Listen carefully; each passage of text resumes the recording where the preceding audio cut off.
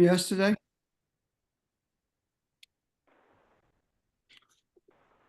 Um, I want to ask if there are questions from yesterday or comments, or are there Re- questions? Go ahead. Recap. What was y'all talking about? What you talking about Saturday? Uh-huh. Oh, okay. Um, any questions about anything that you have has come up with you, or anything that you feel like you want to talk about? I want answers to, rather. I'm sorry. Any comments you want to make? This is Vermel. I have a question. Could you go over again? I understand about them taking a human being and turning him into Jesus Christ. But as far as our Heavenly Father, is that still Ein Sof? Ein Sof is not our Heavenly Father. Ein Sof is the light of all lights, the creator of every thought, everything. It is Okay. larger than the universe. It's as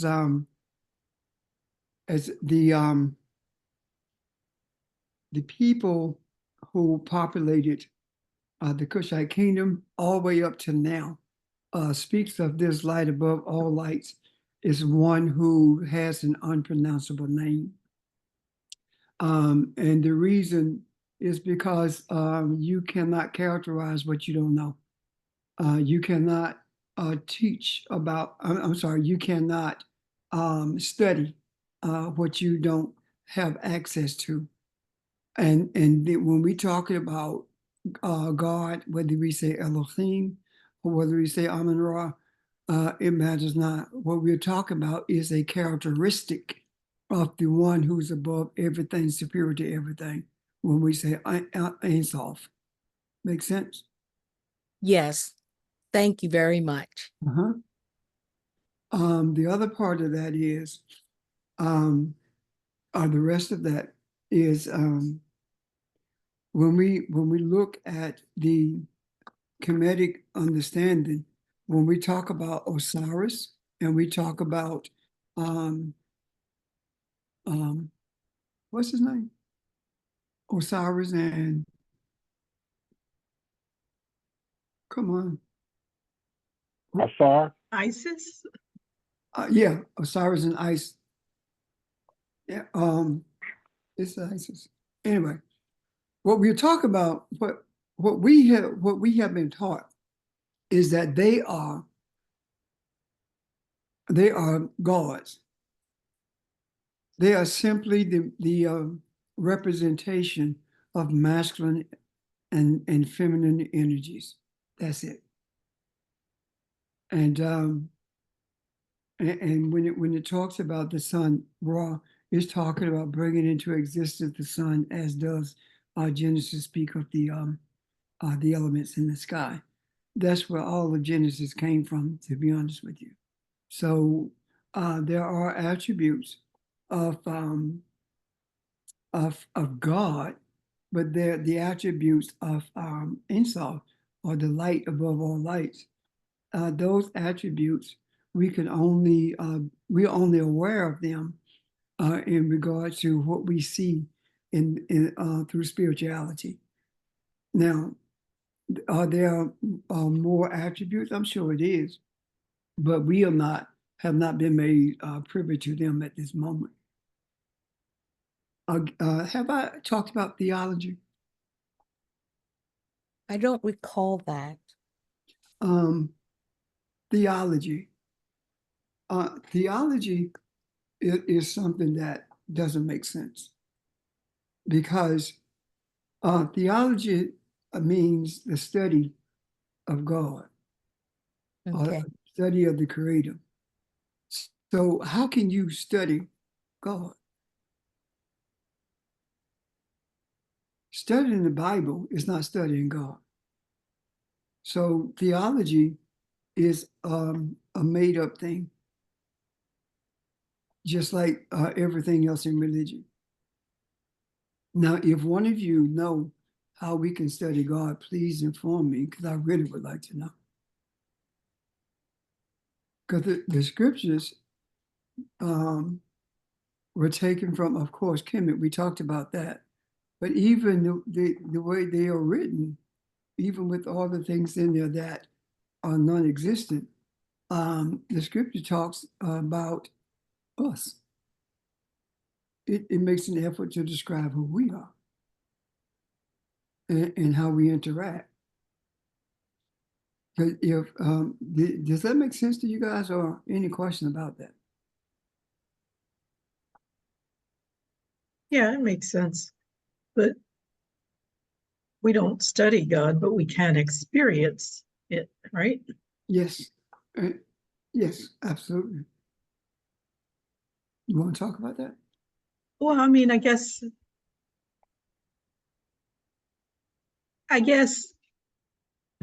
when you come through experience, when you come to know God, then you can say you know what you know.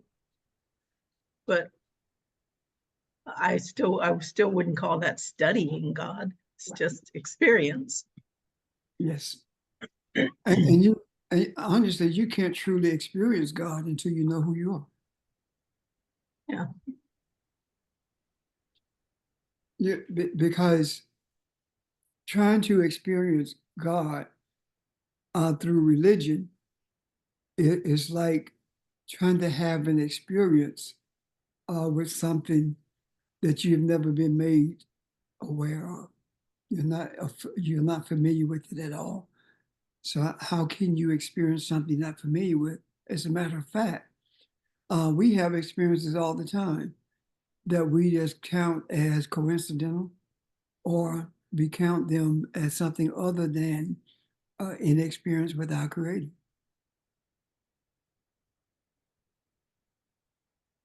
Does that help?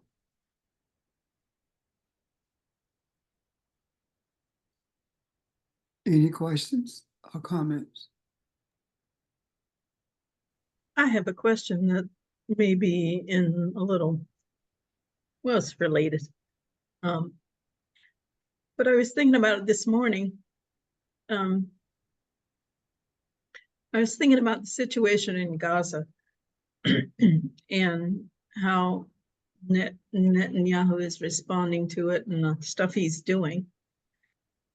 But then I was thinking about in the way he was brought up, believing in Yahweh, the God of the Bible.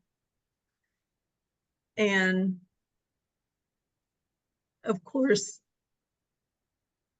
in the Torah, there's lots of instances where Yahweh supposedly told them to go out and kill and destroy and plunder and whatever.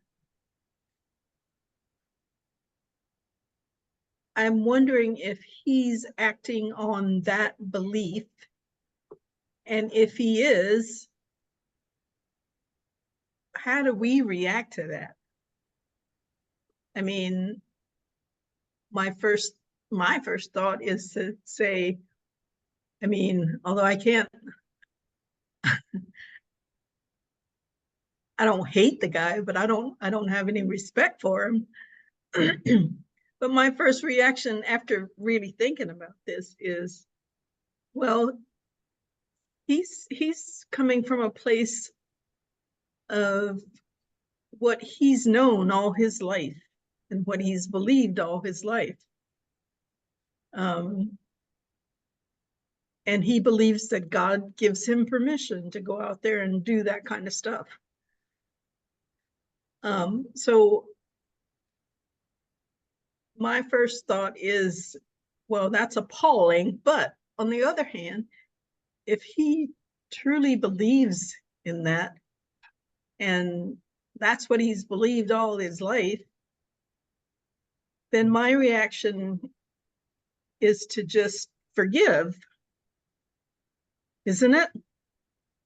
Well, the reaction to forgive is regardless of whether he's been doing it all his life. Netanyahu is a 100% secular Jew. He only uses the Torah when it's convenient. Oh, so he was an atheist, basically. Basically, Okay. but he just when you don't believe in Judaism, you're a secular Jew. You know. Yeah, so he's doing all of this to meet his own political ends Yes, and aspirations. yes, and his justification is the Bible, just like everything else in this country is justified by the Bible. Okay, but still, my reaction to that is forgiveness, right? Because he don't know what he's doing. No, absolutely. You have to forgive him. And see, it's easy to forgive someone close to you or someone who you know made a mistake. But when you look at a barbarian like Netanyahu, and I don't use that word loosely, I apply that to him because it's true. When you deal with a barbarian like that, it's harder in some cases, but you have to forgive, because he's no different than Joe Biden, because he couldn't have done it without Biden. So he's complicit in this. Both of them have committed war crimes. Well, yeah, I mean, he's no different from Trump in that No, he has a certain set of beliefs or a certain set of beliefs about how he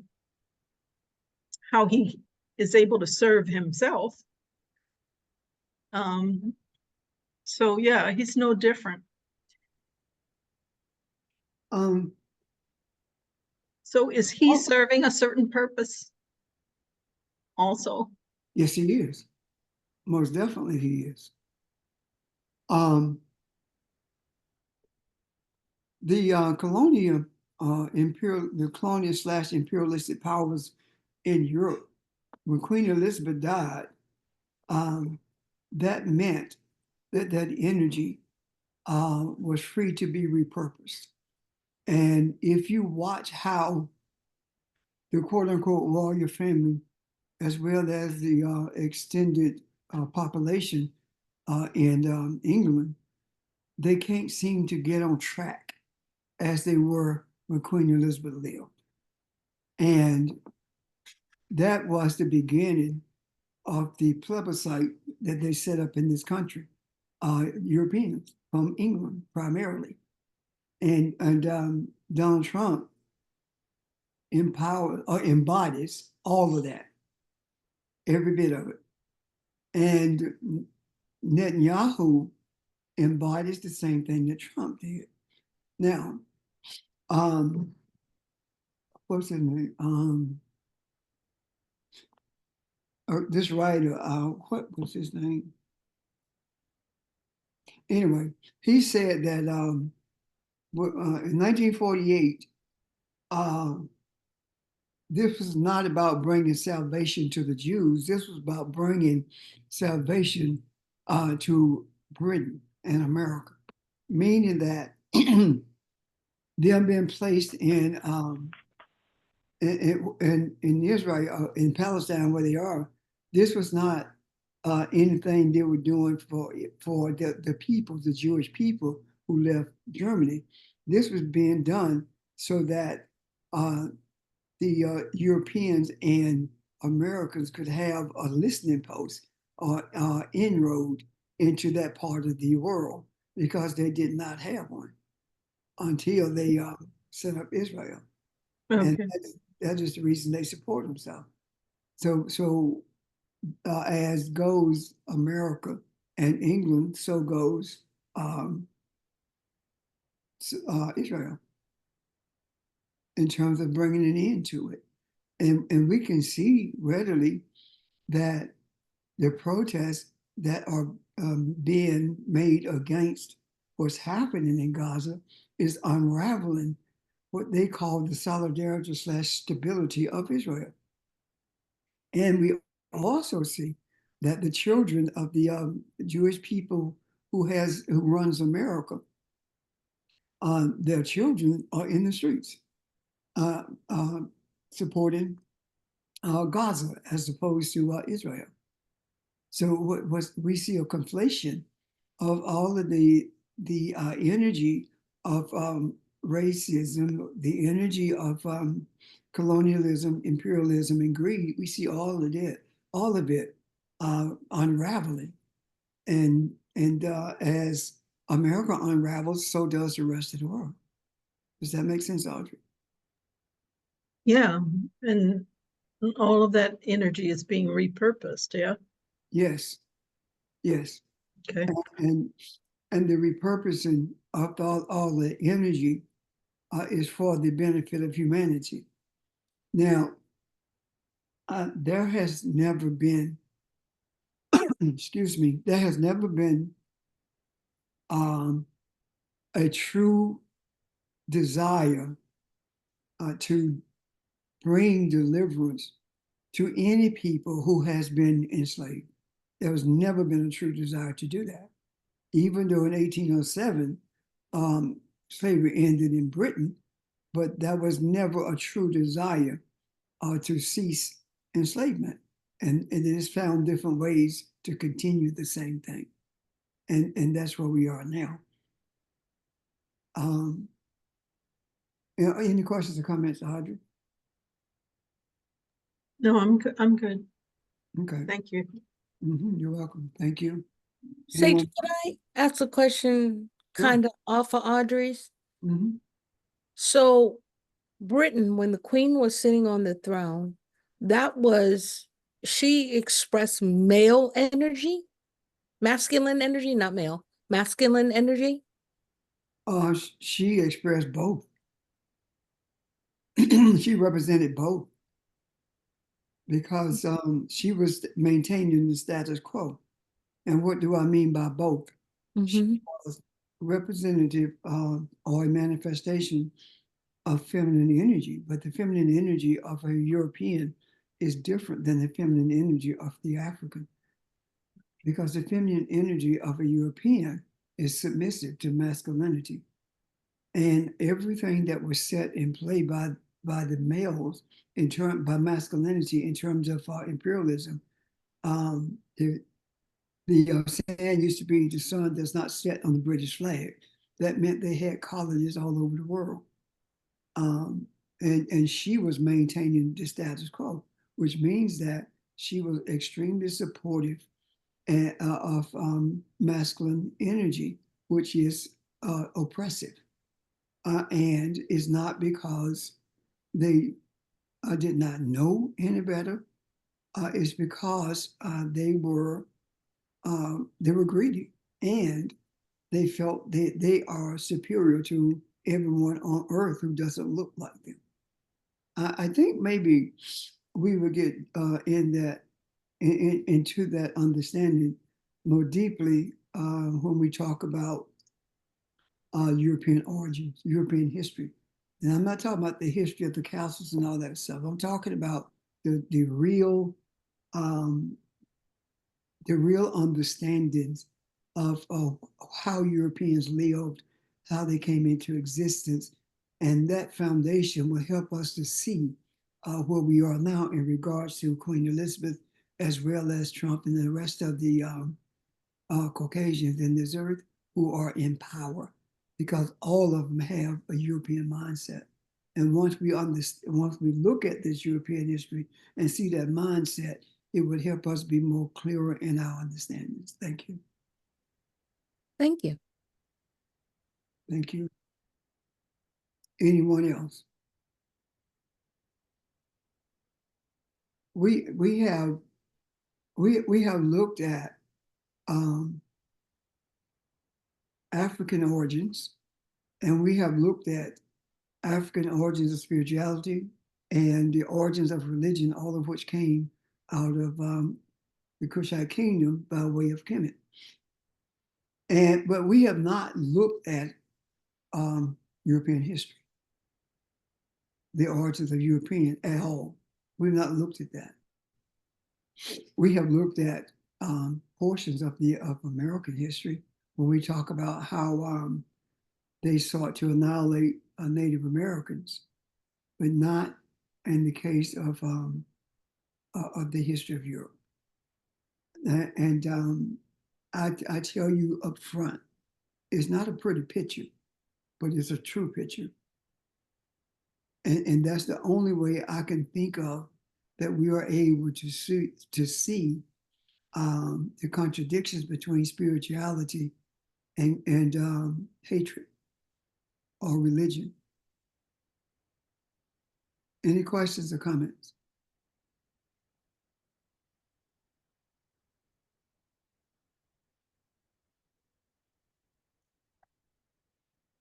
No questions, no comments?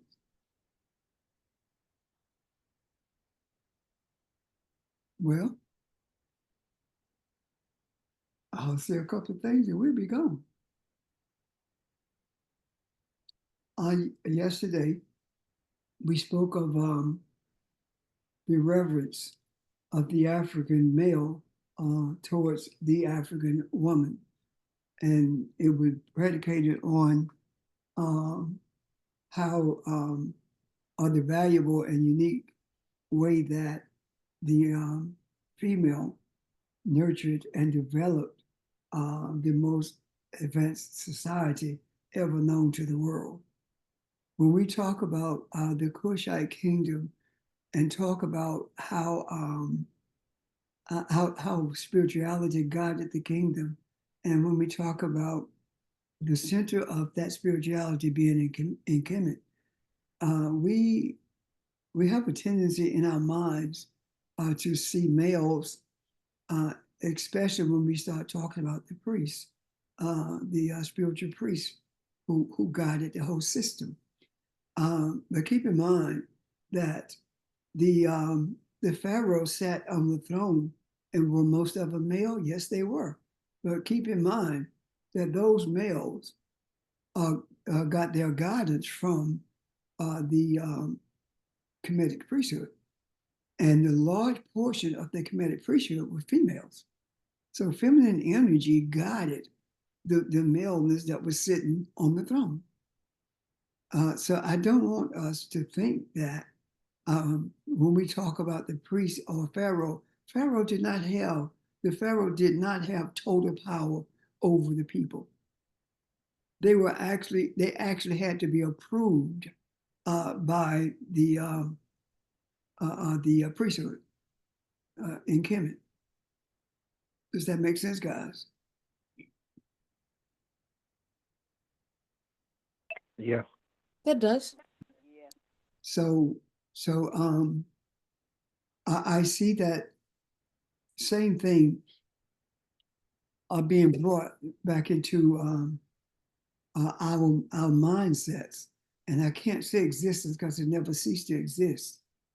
What I'm saying is that the energy of femininity is exerting its power of nurturing and developing humanity once again.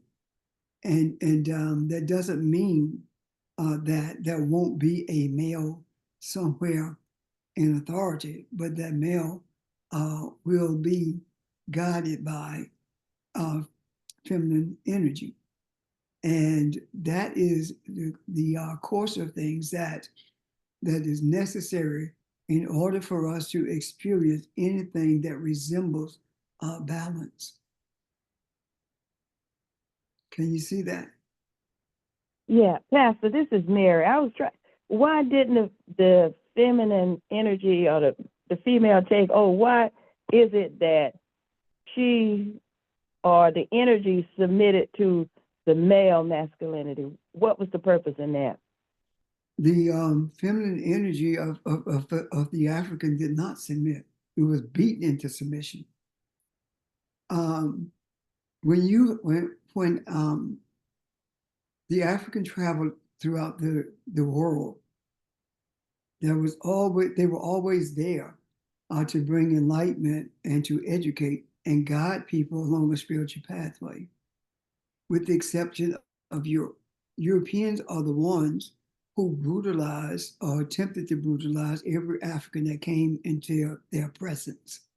And that continued when they went into Kemet. Prior to that, Europeans were not able to dominate Africans anywhere in the world, even though they tried. Especially the Iberians, who are now believed to be white, but the first Iberians were Africans. And they were the first ones to go into the area of Europe called England. And the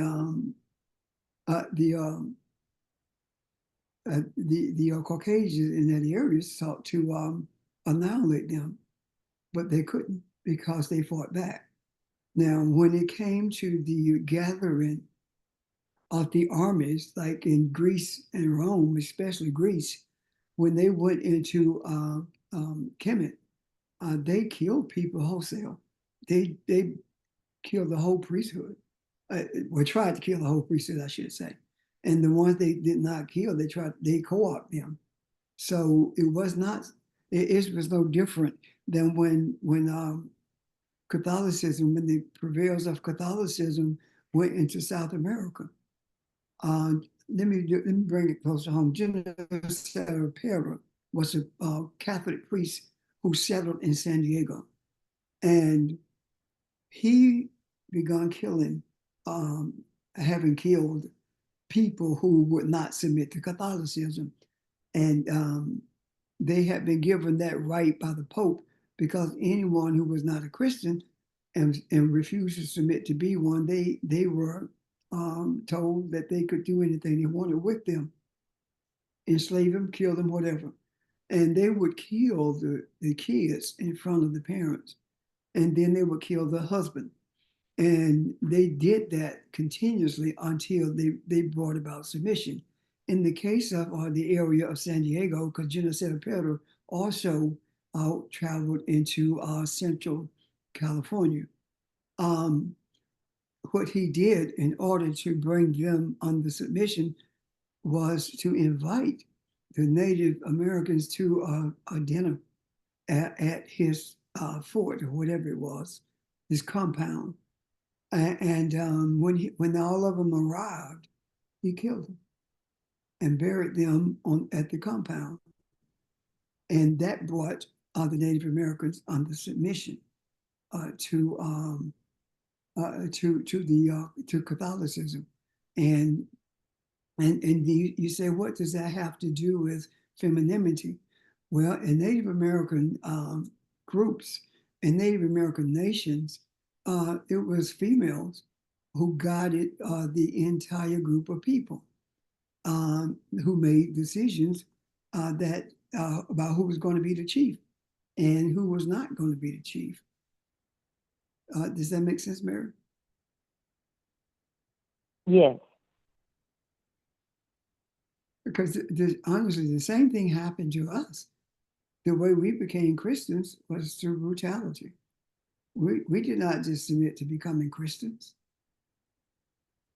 We had our own spiritual interactions with each other, and that continued actually until the early 50s maybe, because there were groups of people in the Deep South who still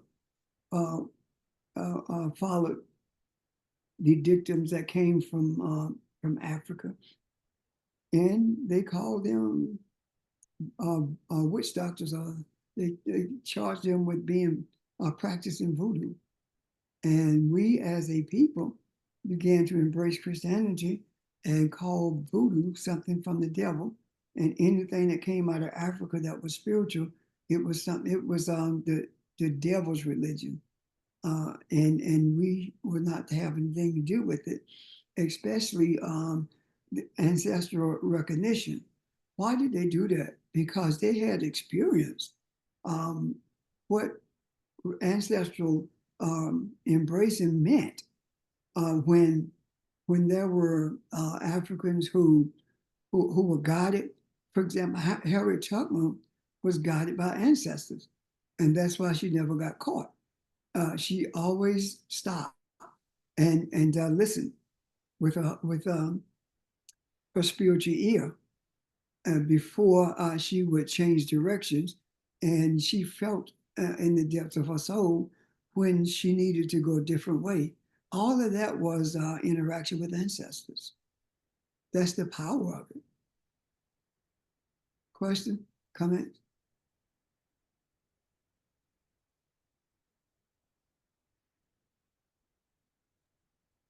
I have a problem. Got no question. Excuse me. It may take in a video. Uh, I saw a part. Somebody showed me yesterday. Part of an interview with Justice Brown, and she was asking the interview question about Trump, and I don't remember the question. We were in a noisy place, but her answer was, I thought, a lot of wisdom. Her answer was, I cannot answer a hypothetical type of question like that without knowing all the facts. And I'm not going to give you an answer just out of the blue like that. Like, this is what I do in this, in case and that.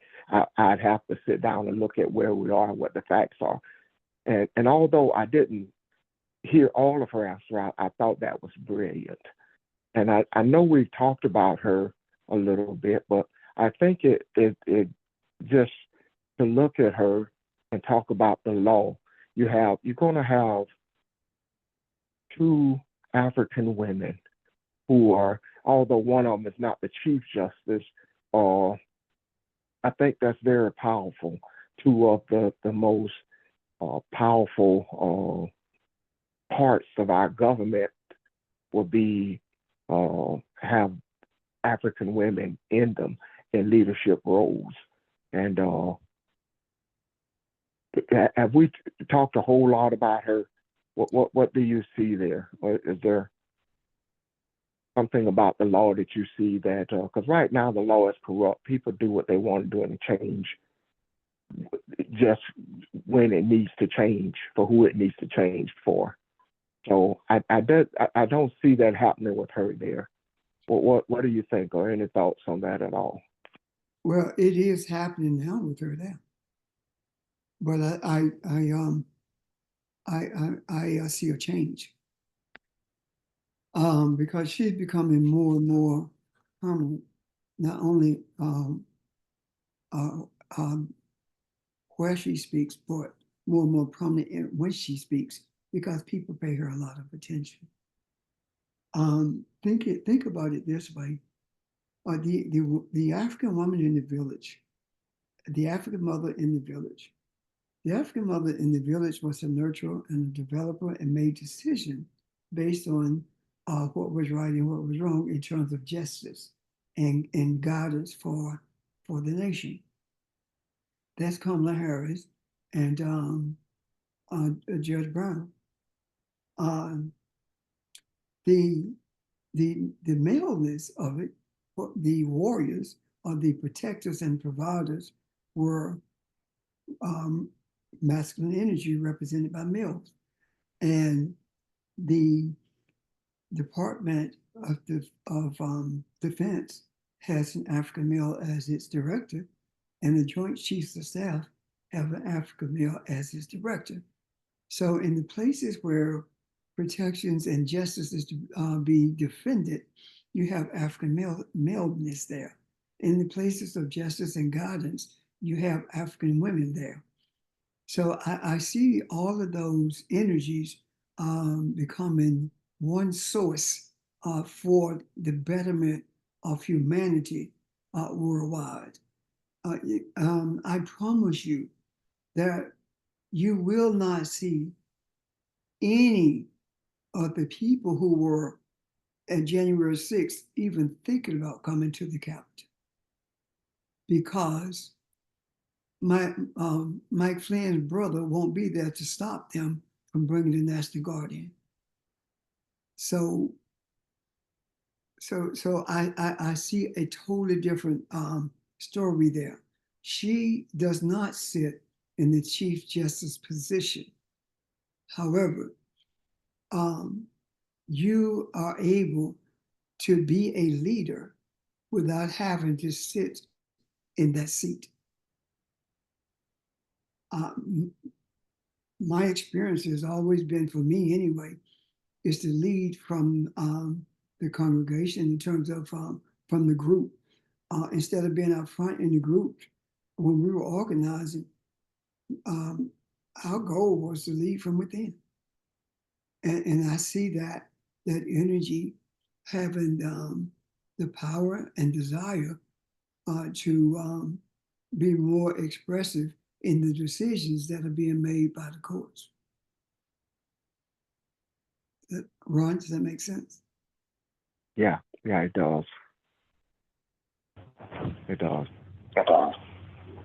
Pastor Jay, I have a question. Mm-hmm. Several months ago, we talked about, and it was a Monday night, we talked about people being activated.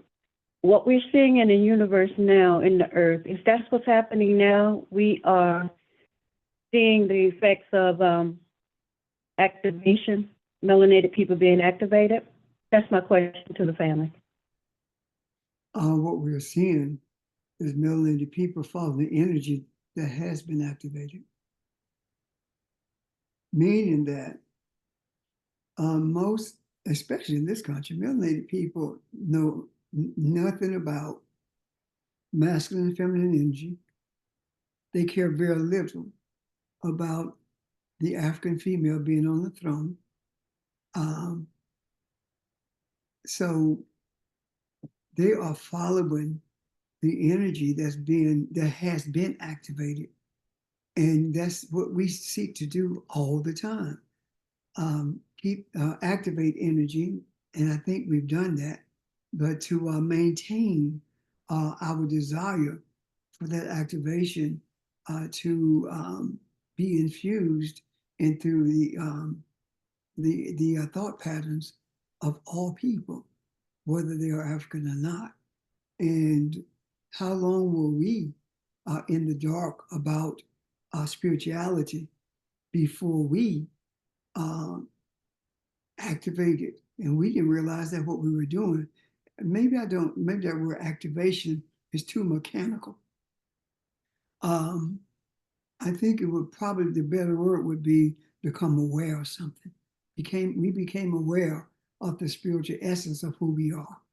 And when we walked from 4 million years ago up into the present, during our discussion of African history, what happened is we became more aware of who we are, and we became more aware of the necessity in our being at peace within, in order for humanity to ever experience peace. And in doing so, we maintain the necessity of always having a heart of forgiveness and a desire for all of mankind to have unity with the Creator, no matter what it would take to do that, and no matter what it costs us. And I'm not talking about monetary, I'm just talking about what it costs us, period, to get it done. Evelyn, does that help you? Yes, sir. Thank you. Evelyn? Yes, sir. I got it. That Okay. makes sense. Okay, Thank you. you're quite welcome, and thank you also. Anyone else?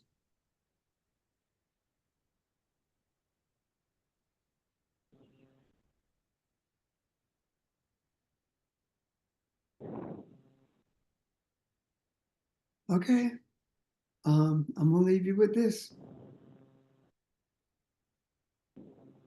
It's not about what you hear in the news. It's not about what people tell you. It's all about who you know you are. When you are inundated with negativity from the talking heads on TV or the people around you, remember that the power of positivity always overshadows negativity. You are the one who is charged with bringing the energy of change to humanity.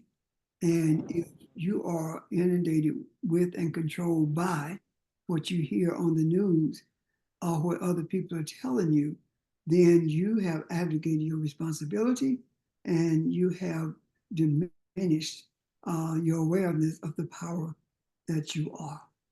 So stay on top of it. And if you cannot watch the talking heads without feeling uneasy, stop watching. Stop looking at it. But if you look at it today, you look at it 10 days ago in Pennsylvania, Kamala was ahead. Look at it today, they're tied. That stuff doesn't bother me. It shouldn't bother you. Don't pay any attention to the polls. Pay attention to who you are. Does that make sense? Yes. Yes. Sir. Yes, absolutely. Okay. Pay attention to who you are. And anything any questions or comment before we get off or end this session?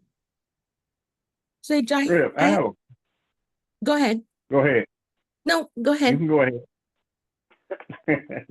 I have a question, Rip. It's concerning the Jesus had said to the people. I'm just gonna put it out there, and you can help me explain it the spiritual way about it. When it said, "Let the dead bury the dead," Yeah. now what is the spiritual thing to that? I don't heard the physical part of that, but what is the spiritual thing that it was being said? Well, it was never referenced to anything physical.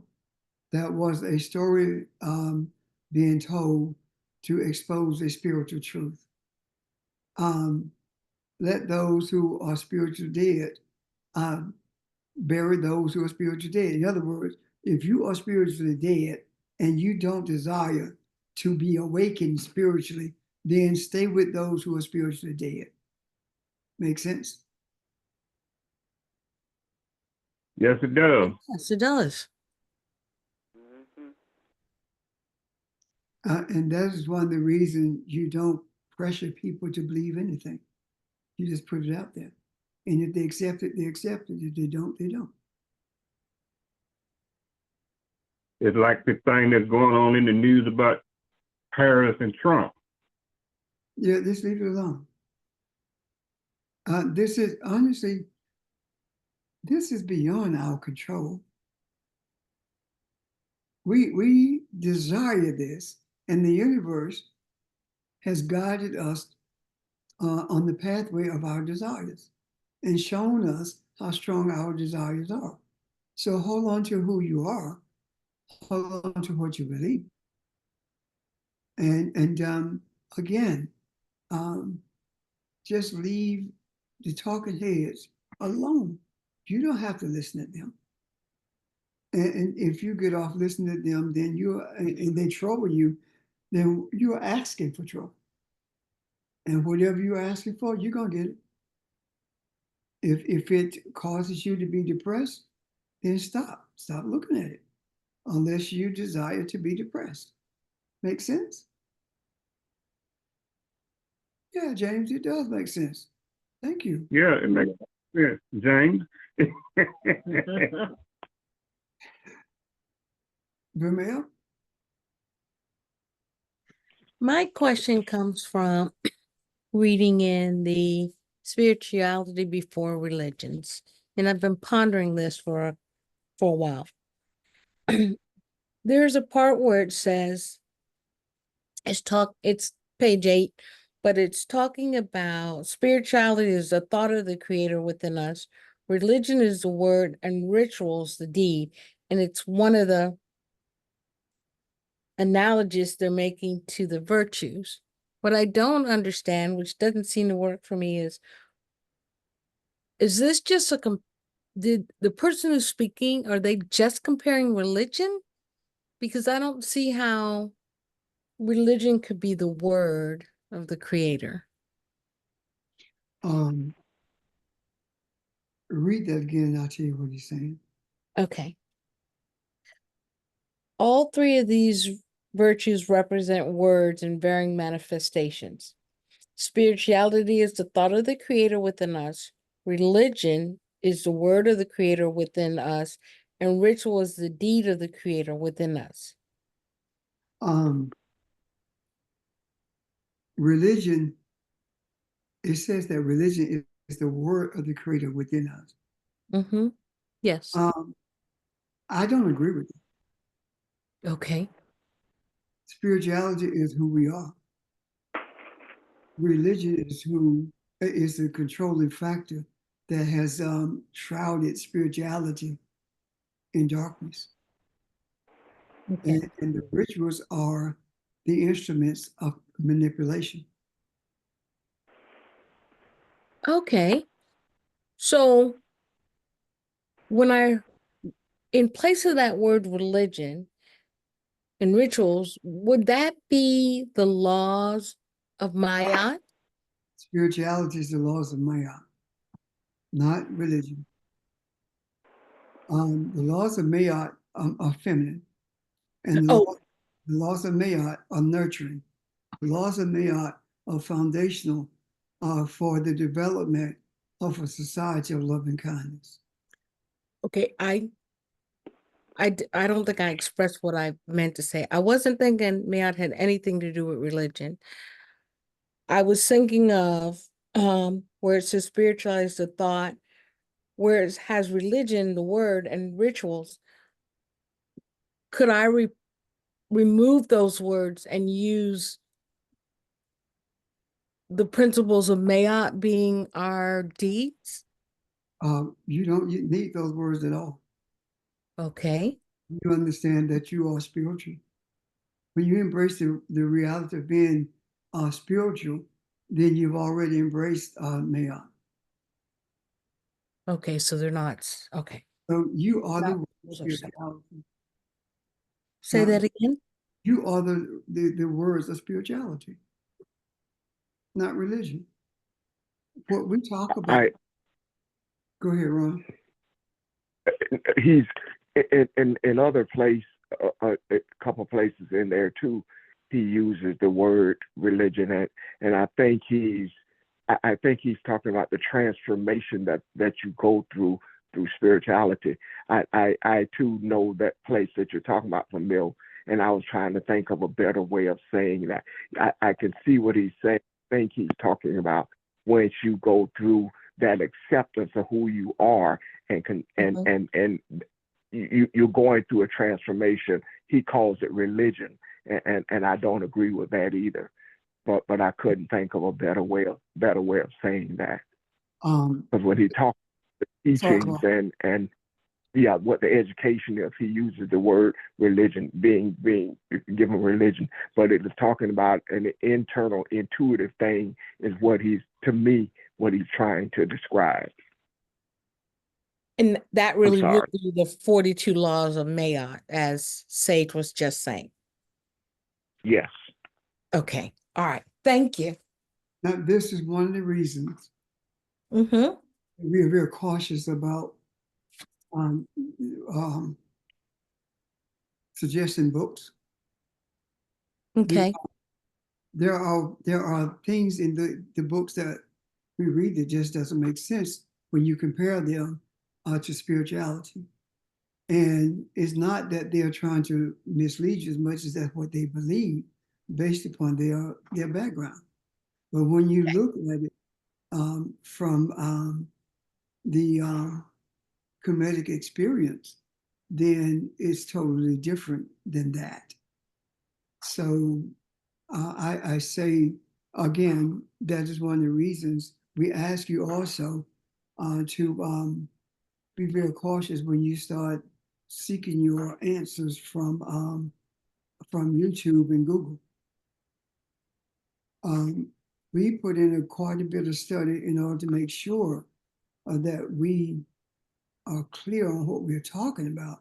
Even when we read some books and we don't necessarily agree with what's said, we search for it, we check it out to be sure that our disagreement with it is what, on the right pathway. Okay. Okay. All right. Thank you. You're welcome. Questions, comments?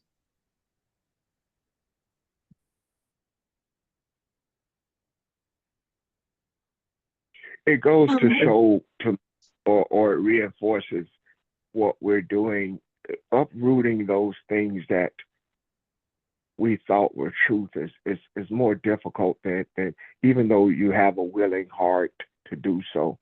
The things that we thought we were taught as far as the religious aspects and and what has been divine, explained to us to being divine and that sort of thing, being spiritual. All of those things have to be uprooted because they were, the principle of them are false. And that just, so, you just reach a point where you see everything that I thought I knew, I thought I believed, I need to re-examine it. And that's what we have done. And oh yeah, there are things you're going to find even in the books that you learn to look at and trust and gather truth from. They're saying certain things in there. You really need to be careful how you read them And and mine's a talk good about them. example of that. I'm sorry. No, I'm sorry. I was just saying, and the question I had was a very good example of that. Yeah. Yeah. A good question though. Yes, it was. And thank you for the question. Thank you both for the answer. Anyone else?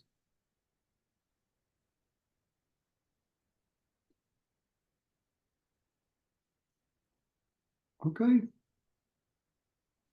If there are no more questions or comments, then I'll bid you an adieu and thank you for your presence, and very much appreciate you being present so we could have access to this energy of desire and open our eye so we can see even more clearer.